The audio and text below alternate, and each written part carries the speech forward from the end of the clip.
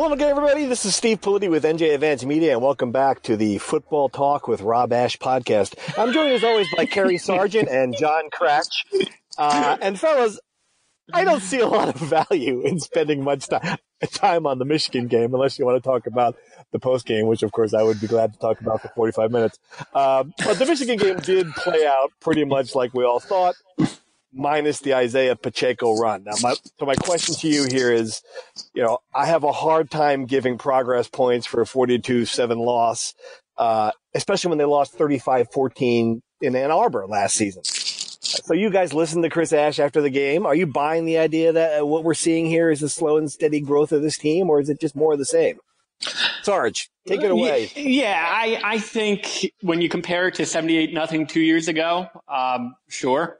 I'll give it to you. I do think that the game was a game for the first half, really. I mean, 21-7 was kind of surprising at halftime. But overall, 42-7, bottom line. Even the Wisconsin game, we might have even talked about it on the podcast last week. I didn't think that game was as competitive as a lot of other people thought it was. Maybe in final score 14 points, but Wisconsin dominated that game. They did anything they really wanted to. Yeah, I mean, we've been covering this for far too long. I think the idea of moral victories are long gone. When you lose to Buffalo and Kansas the way you do, it's a harsh reality. But you don't get any credit for covering, so to speak.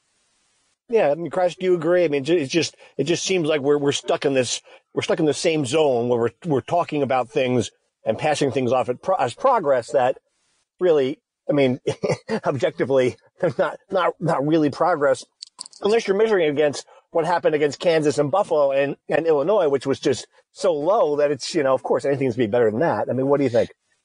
I felt this game on Saturday, it was just kind of there. Rutgers showed up, Michigan showed up, they went through the motions, they went home. Like, it didn't seem like either team was terribly interested in being there.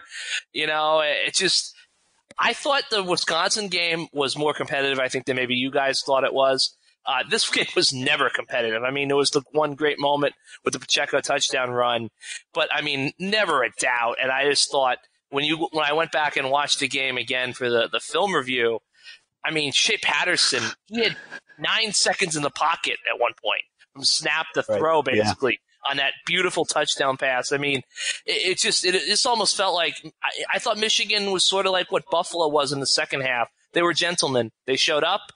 They got their lead. They kind of coasted from there. They stayed healthy. They're looking onward to Armageddon and Columbus in a couple of weeks. I don't think Rutgers made progress. I don't think they regressed. I think they were just kind of there. I'll say this too, Steve, if I just close that point, and I kind of touched on the video after the game, but you look around the Big Ten, and every team in the Big Ten, with the exception of Rutgers, has that game where, like, wow, like Illinois beat Minnesota. They walloped Minnesota, scored 55 points. They obviously beat Rutgers as well, and they're, 4-6 right now. They're, you could point to progress. You could say that Minnesota was got annihilated at Nebraska a couple of weeks ago, really bounced back, 41-10, against Purdue, a Purdue team that beat Ohio State. Every one of these teams they can point to as like, wow, look at this statement victory. They can show their fans. And that hasn't happened with Rutgers. I mean, again, we're going to look back at the end of this year and look back at Buffalo and Kansas, and that's the turning point. But besides that, there's been games in the Big Ten where they could have won. People are going to say, well, they were competitive against Northwestern. That's going to be the Big Ten West champion. But competitive, doesn't cut it. Not when these other teams, like I said, Nebraska started off dreadful, and now all of a sudden they beat Minnesota, they beat Illinois. All of a sudden they're going to have some things to point to at the end of the year. Rutgers is going to be the only team in the Big Ten that is going to have nothing to point to. Right. And to me, the reason it hasn't happened, I wrote about this at the end of the game, was, you can't win with an offense like this. And our friend Brett McMurphy had a great stat this morning that Rutgers is the only Power 5 team that has failed to score 20 points in a game versus a Power 5 opponent this season. And there are only two others, Kentucky and TCU, that haven't scored 30. So, wow. I mean, wow is what I thought when I saw that as well. 20 points in 2018 in the pass happy era of football is just not a high bar to clear. And Rutgers hasn't gotten there at all, and probably won't, given the last 2 years, two games, which really it just speaks to, again, it's a broken record, but you can't win with an offense like this. You can't. Yeah, and people are going to pin that on John McNulty. And look, he's the offensive coordinator, makes a lot of money, but it's year one, and my point is, and I think we've said this before, but when you have Jerry Kill, who everyone said that's a smart guy, that guy has success coming in. John McNulty has success, smart guy, generally considered a smart guy. These guys haven't been able to do it. Sometimes you just have to say it's personnel, because we see the drops. We can look back and on this past week, for example, first drive where Blackshear has the ball, Maiety's out in front. That ball could have gone for 20 yards, and maybe they get a field goal on that opening drive. Instead, drop, three, they have to punt, and on it goes. But sometimes you just have to say, you're right. The offense is brutal, abysmal. It's going to be, historically low numbers, for the third straight year. But that being said, sometimes you just have to say it's personnel. Yep. Kratch, you agree? I mean, they got to catch the ball. I mean, the Ohio State game, this game, I mean, if they just catch the football sometimes, and it sounds simple, but it's the truth. I mean, it's just, I felt, and go back to your upset point, their opportunity to kind of pull that upset was at Wisconsin. And they blew it because 4th and 7 from the 44, all that stuff. But I just think you have to catch the football. I really think that game, you look at that drive. I mean, everyone wants to give John McNulty flack. Look at the opening drive of the game. They bust a big run, and then they've got a screen pass against that, high fly. Michigan defense is flying up, rushing the passer. They got a screen that's probably going for 20, 30 yards.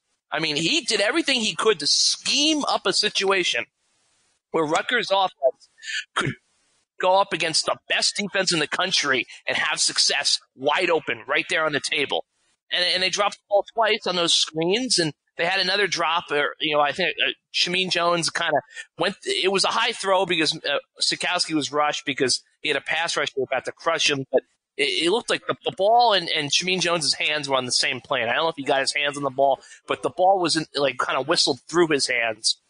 If they make those plays, I don't think Rutgers wins the game, but they might hang around it a little bit more. I just think you can only blame McNulty so much. I think earlier in the year, and he even kind of admitted this, they had some game plans that probably weren't great. Now they have a better handle on their personnel and what they can do. I think there were some moments they really schemed things up against Michigan. The players just didn't execute it. And then once you got off schedule, when those couple of screens didn't work, didn't loosen up the Michigan defense, they're just going to tee off from there. Right. All right. So let's move on to the broader question. The only question that really matters now. We are now 10 games through this, only 2 left. I doubt we're going to see anything in the last 2 that's really going to change our minds on the answer to this question. And it's really simple. Is this team going to be appreciably better next season? Are you seeing enough here that make you go, okay, I see Pacheco, I see Avery Young, I see young people. And then I bring this up because I have a long-time and very realistic Rutgers fan, who I will keep nameless unless he wants to out himself, bet me a steak dinner that this team is going to win 5 games next year. 5, if Chris Ash stays and Art Sikowski returns. I told him that I'm currently looking for the most expensive steakhouse in New Jersey. I've got 11 months now to get this reservation to make sure I can get there early. I think we can probably book it after the 8th or 9th week of the season, because I just can't imagine winning 5 games with this talent. I mean, what do you guys see? I mean, are you seeing something that makes you say this is going to be better next year? I have no confidence in them having better playmakers. I'm talking about wide receivers, because I think Blackshear and Pacheco are obviously really good players. I know they're going to go to junior college route and maybe the grad transfer route, but they haven't been able to get a grad transfer wide receiver since who? Andrew Terzilli, and that was Mike Osfled. They're really hard to get. They're not easy to get because everyone's on the market now. It's a tough market to get grad transfers. JUCO players, we've talked about this before. Rutgers, the history of Rutgers getting quality JUCO players. Not many programs do. Only a few do. Kansas State, West Virginia are among the few. But, those are tough to get plug and play type wide receivers. That's for sure. So I have no confidence in them being able to improve their pass catching ability. From the offensive line standpoint, we've covered this now, for 5 years in the Big Ten. Rutgers has not been able to compete with, the big boys in the Big Ten for sure. I still don't have a whole lot of confidence in the offensive line being better. So that, those are 2 to 3 things from the offensive standpoint that I don't know if they're going to get markedly better. I think Sikowski is going to get better. I do think that, he's a, legit quarterback. But then you go to the other side of the ball, they're losing a lot of guys on defense too. So, to think that they're going to win 5 games, at this point, I don't see it. Right. That's a good point that I didn't even make. You're not just bringing this whole team back. You're losing significant, a guy like Saquon Hampton. I mean, you're losing guys like who could really who have made a big difference. Cratch, what do you see? Is there in your mind, have you seen enough this year to think, all right, if you add this recruiting class, if you develop these players, that this is going to be better? Well, I just pulled up the 2019 schedule. I'll rattle it off real quick. UMass at Iowa, Boston College at Michigan, Maryland at Indiana, Minnesota, Liberty at Illinois, bye week, 150th anniversary week, Ohio State, Michigan State at Penn State. Okay. Yeah. Here's the thing.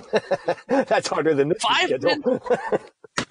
Yeah, I was going to say, I think 5 wins is very optimistic. If you want to sit here and tell me 3 or 4, I'm not dismissing the idea of 5 wins out of hand just because they should beat UMass. Maryland, here's the thing. Maryland beat Rutgers up this year, but their recruiting class is going to be as a mess because of the situation there. So who knows who knows who's going to leave that program. Yep. That's why, Indiana, okay, Minnesota, winnable game, yes. Minnesota, yep. I think they have 6 I can see us now in July of 2019 saying they've got 6 winnable games on the schedule. If everything goes right, maybe they can win 5 games, even get to a bowl. I think they have pieces. I think Turdov, Loomer, Avery Young, you've got pieces there. You've got pieces on offense. I don't know if you guys saw the photo that our buddy Andy Mills, tremendous photographer, got. I mean, Jim Harbaugh looked downright giddy shaking Art Sikowski's hand after the game. Yeah. I mean, maybe did he think he was the coach of the team? We're still not quite sure. I'm kidding. That's a joke. That's a joke.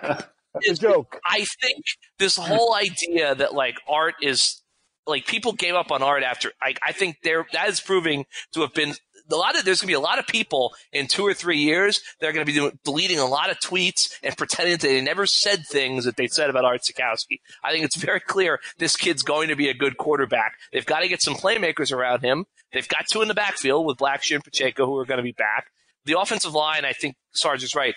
They're going to have to get some grad transfers to fix there. They do have O'Neal and Sutton, 2 guys they're high on to potentially be tackles. I think they should probably consider moving Kamal Seymour inside the guard finally. I think he'd be a better fit there. So I think they're going to be better next year. I mean, look, we think this team's going to finish 1-11. I don't see them finishing 1-11 again. I would say that 3 wins is probably the most realistic prediction. God. Then what are we doing? 3 wins, what are we doing? UMass, well, no, I would say 3 to 5 is what if I had to make a prediction right now, I would say they go 4-8 next year. Wow. I don't see them winning 5, but I think there are building blocks there. They do have good players. They just don't have enough. Wow. All right. Well, that's a perfect transition into the true or false, as always, which we begin with the question that we've been asking since the Kansas game, I believe. True or false, if Rutgers goes 1-11, Chris Ash gets fired. Sarge. False. You're still on the false, huh? I'm still on the false. You, Cratch? False. And I think, why do we keep doing this each week? I don't know. Say something. Got to do something. Why do we keep doing it? Yeah. I mean, that's because. No, that's why are we in a situation where we keep having this conversation? Because they haven't said anything, so it leaves us. I mean, all I gotta say is, and we don't need to expound on this. I mean, Crash said it all, but Google Lynn Swan, Clay Helton, vote of confidence. Yeah, and that's all you need to know. Right. Yeah. What do we? I mean, that's a good. Let's interrupt the true and false to discuss this because it's a good topic.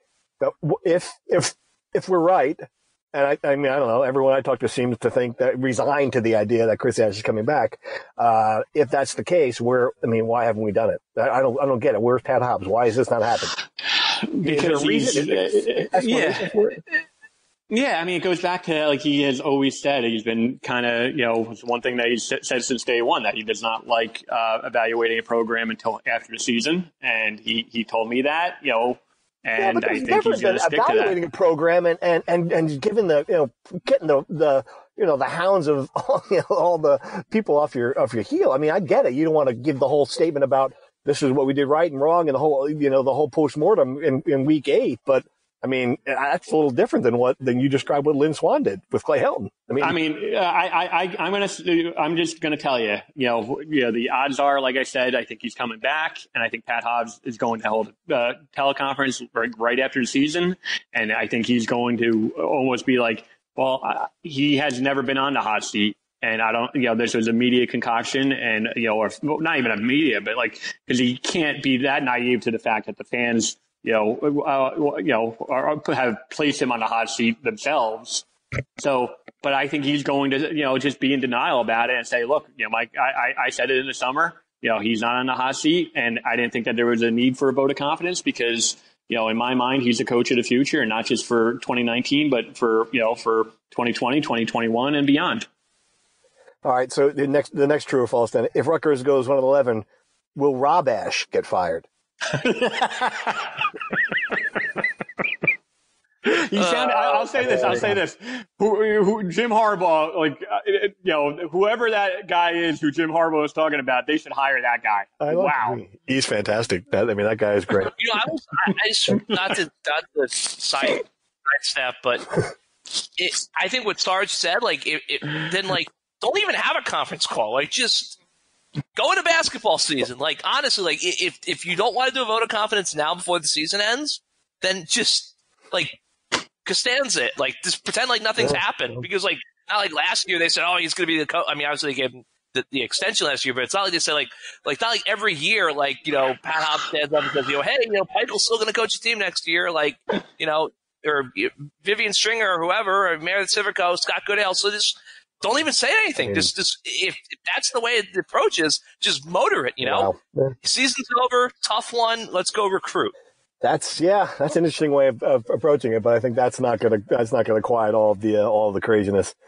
All right, moving on to the true or false here. True or false? Saquon Hampton gets drafted in the 5th round or higher of the NFL draft. True or false?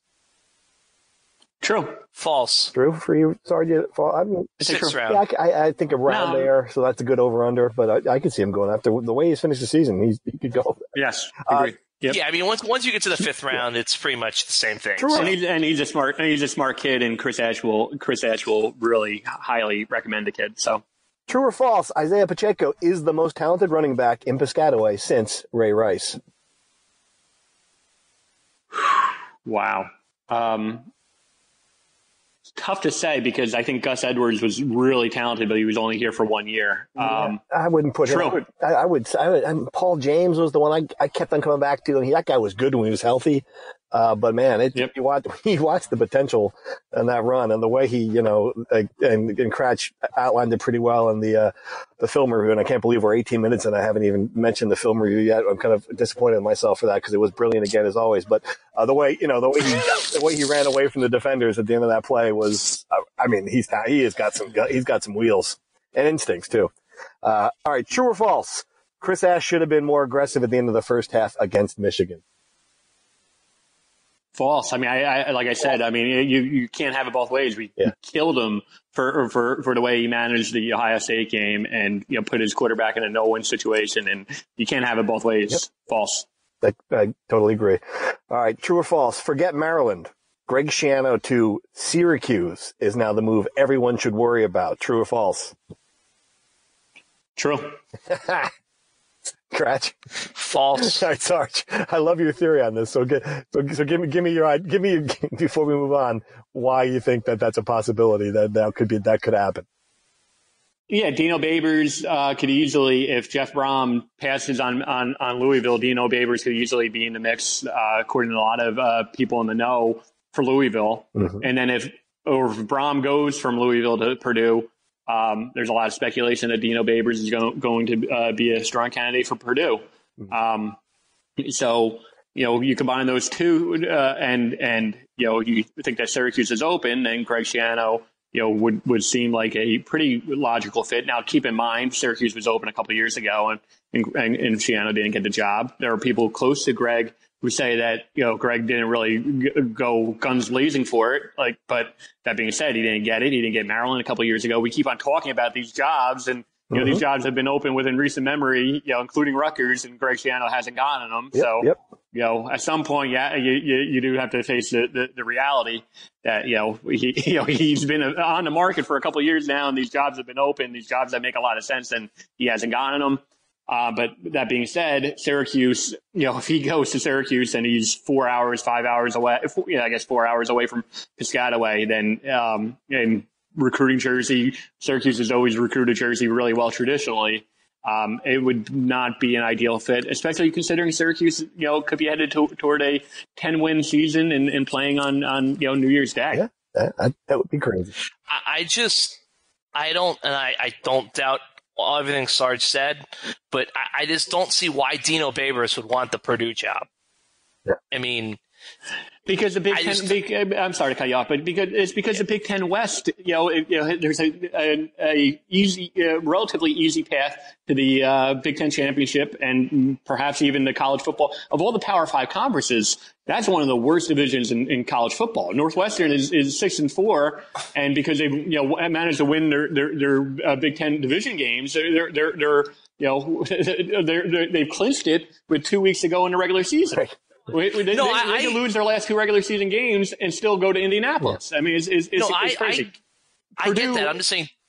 And then Syracuse, they have Clemson, they have Florida State, which will be back, and Louisville has more resources. They're down right now, but Louisville certainly has more resources than Syracuse. There's a feeling that the best you could do at Syracuse is 8-4, whereas Purdue, there's a path to going to the Big Ten championship. No, I understand. I guess what I was saying is I look at Dino Babers, very exciting, potentially going to beat Notre Dame this weekend, go to New Year's Six Bowl, the viral post-game speeches. Like, if I'm Dino Babers, I'm just like, Purdue, like, that's that. I mean, I understand it's a better job for all those reasons than Syracuse, but, like, aim higher. I mean, this is a guy from the West Coast, USC, Auburn, a job in the SEC. Like, if I'm Dino Babers, I'm thinking, I can stay here one more year and build my football kingdom at a place where we actually can build a kingdom rather than West Lafayette, Indiana, which, like, let's be honest here, like, they might win 10 games here or there, but, you're not building a dynasty there. No, and for sure. I mean, that's the other thing, because, USC, we just mentioned Lynn Swann, but, those vote of confidences, sometimes where the way they go, and Clay Helton, if USC doesn't win the Pac-10 South, Pac-12 South. Pac-12. There's a very good chance that he's going to be out. No. And Dino Babers could very well be in the mix for USC too. So I mean, and I think USC is the best job in the country, bar none. I'm telling you, I watched Syracuse this weekend. Their offense is great, and I would not be surprised if they play Notre Dame really, really well at Yankee Stadium this Saturday. So they are a legit 9, 10, 11 win team right now. All right, let's move on from the Purdue. Who knew we'd be talking about the Purdue coaching vacancy? That's not vacant. All right, true or false? Penn State is no good, and this is a winnable game. Sarge. False. This ain't a winnable game. This is a trap. This is just really a trap for Cratch to see if I can do what I did with Wisconsin. Well, true or false? You gonna walk out on me here? Yeah.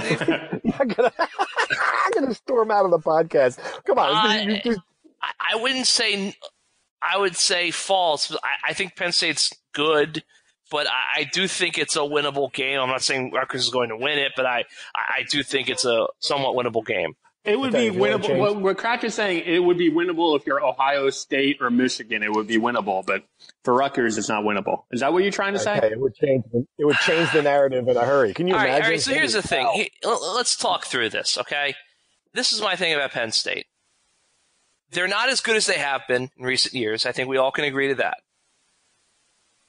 They have, in my opinion, a pretty set ceiling. Like, they're going to the Citrus Bowl. They're not good enough to go to New Year's Six Bowl. With the West champion being Northwestern, they're not going to fall below that kind of, second-tier bowl. They don't really have anything to play for.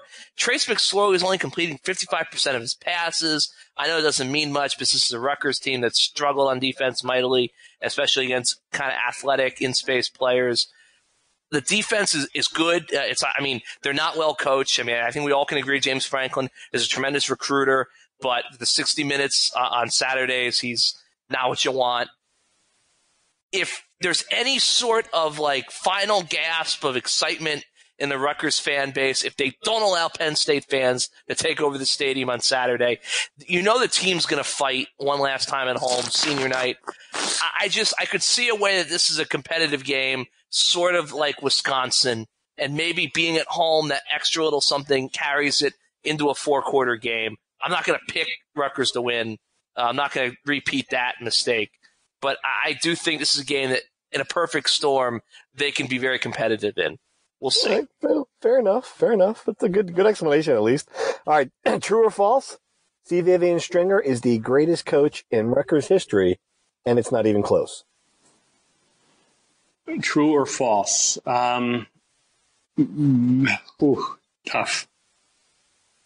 I'm going to say false. Okay. Cratch? If the answer is false, then who is it? Right, exactly. So, like Frank Burns? Maybe? You can make a case for John. You can make a case for Bateman. Tom Young. All right. Tom Young. Okay, that's possible. I don't think there's no Tom Young in the Hall of Fame. I can't. She's going for a 1,000th win on Tuesday tomorrow, and I can't imagine. I think everyone knows. I've covered Vivian for so many years. I think the world of her. It's a tough question. You know what? I'll change it to true because you asked me. My gut reaction was to say false because I'm talking about a lot of different sports. But you know what? I'll say true. All right, and finally, this one segues into our next segment. True or false? The first 2 games of the basketball season for the men's team changes everything. This is a postseason team. True or false? Postseason, no, false. False. I'll say false, but I will say that after they, were tremendous on Friday night against FDU, I got to the rack on Sunday for Drexel, and I kind of joked with some of the other guys in the media, some Rutgers people, and I thought to myself, now they're going to go out and shoot 25% from the floor, and Drexel's going to beat them. And Rutgers credit, didn't happen. They boat raced Drexel. And didn't happen. Well, but the alley oops, the threes. They're a very exciting team, and I think that I'll go on the record. I think they're going to beat St. John's on Friday night because I think the rack might be a towering inferno for the Johnnies. Students are fired up. Peichel, it's become like the cult of personality almost around this place. Students you were at the game yesterday. There weren't any students at the game yesterday. No, but it's Sunday. It's 3 p.m. They just had a football game. They showed up on Friday. You can't say the students are fired up when there was like 100 students in the student section yesterday. No. I said the students are going to be fired up for St. John's. Maybe that could be true. Rutgers fan base in general. Rutgers fans, the fan base in general, certainly students they're an event type of crowd. So there will be some juice in the arena on Friday for sure. I feel like for students, there's been a lot of pieces on this team after watching these 2 games, and I get it's only 2. But there are pieces on this team that are much better than I thought they would be. Miles Johnson up front.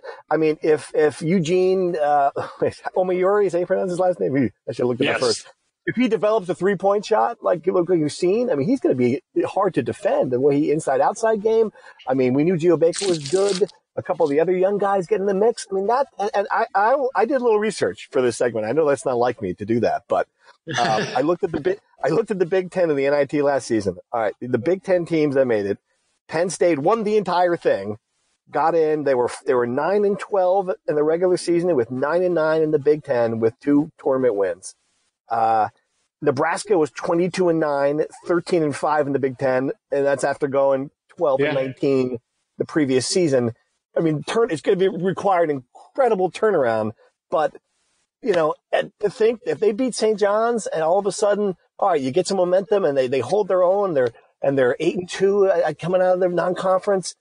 I don't know. I mean, it's like at least it's something to watch. I think they could be. Much better than we think. Those are two different things. I mean, you said postseason, and you did the research, and I keep on telling people, NIT alone is like 19 or 20 wins now. So right. Yes. I picked 12, and so did Jerry Carino from the Gannett paper, and and he's pretty plugged in as well. So I think we both update the 12 now, wouldn't you? For sure. I think they're going to surpass 12. I would for sure. I think, just on the first two games, I think that we could be talking a team that holds serve a lot more than I thought they would at home. So I mean, right. I said they were going to win 4 Big Ten games.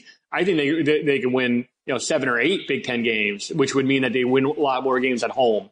That's going to be the biggest difference. I still think non-conference wise, and I said that I think they would win all their games that they were expected to, and then Miami, St. John's, and Seton Hall, they would win one of those games. I think they beat St. John's. I think James is right.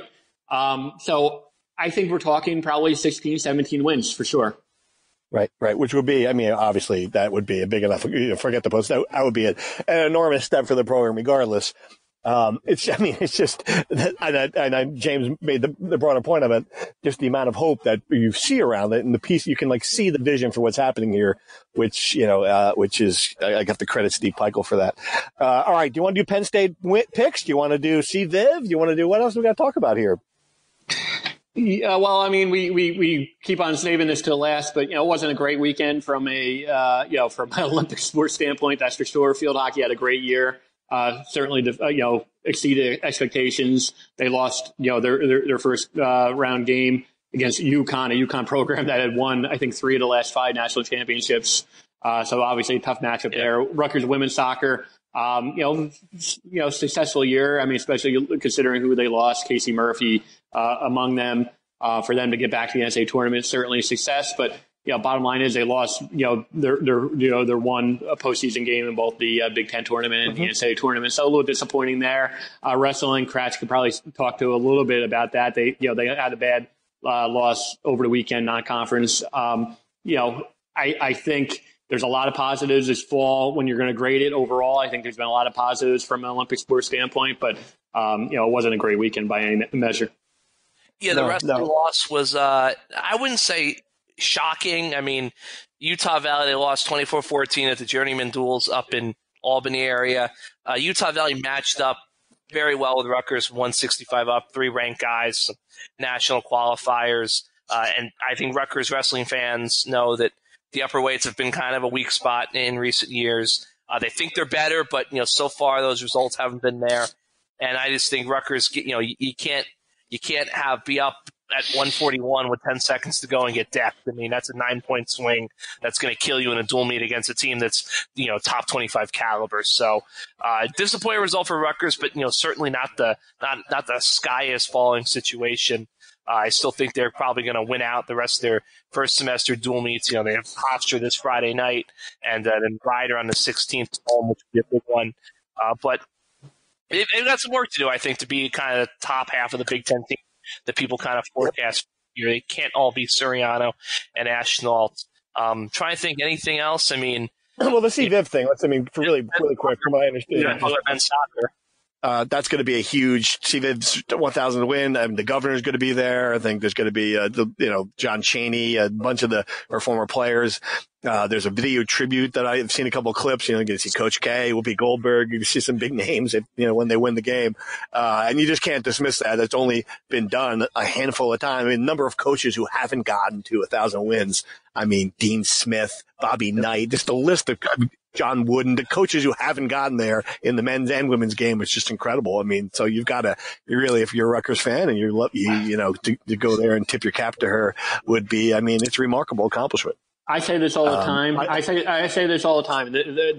I am speaking to, a large, I know they're the vocal people who go on message boards and say in comments, sometimes it's overrated, but there are, I can't tell you how many comments I get. Every time we write a story that the game has passed her by, she should have retired. I will say this, for as much as they have so-called struggled the last couple of years, there's bad years typically, and they've had a couple bad stinkers for sure, but typically their bad years are 18, 19, 20 wins, like right on the cusp of the NCAA tournament where it goes down to Selection Sunday. Rutgers men's basketball hasn't had a bubble. It hasn't been on a bubble in 27 years. Right. Field hockey, a lot of these other programs would kill for men's soccer right now. A lot of these other programs would kill for the success. She is in many, many, many ways a victim of her own success of what she did with that program in the early 2000s.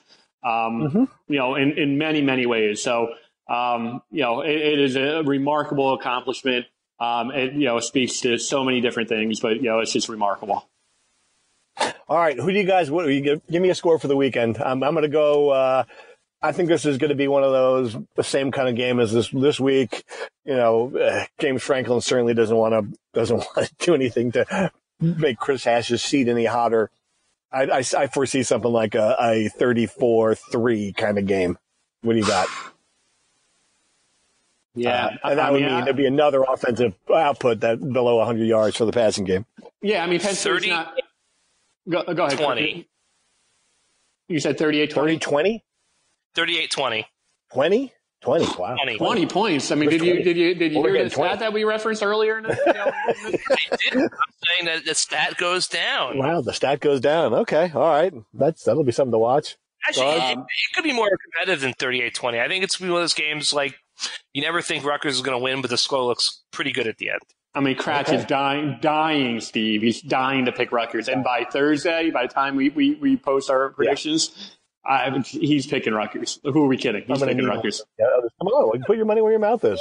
He's dying to do it. It's killing him. So, I will say I think you're right. I think Penn State's not the same Penn State. McSorley's clearly hurting. 24-10. 24-10. That's a close game, too. Yeah, I take back 38-20. I would have had a brain cramp. I'm going to say 28-13. Oh, you didn't go with the 20. Yeah, he's already backpedaling. All right, 13 is crazy too. Anyway, all right. So with that in mind, I will sign off this week. With thanks for listening, Steve, Stan Politi, Kelly Sargent, and John Kratch signing off here from New Jersey Advanced Metrics. Thanks for listening. Bye bye.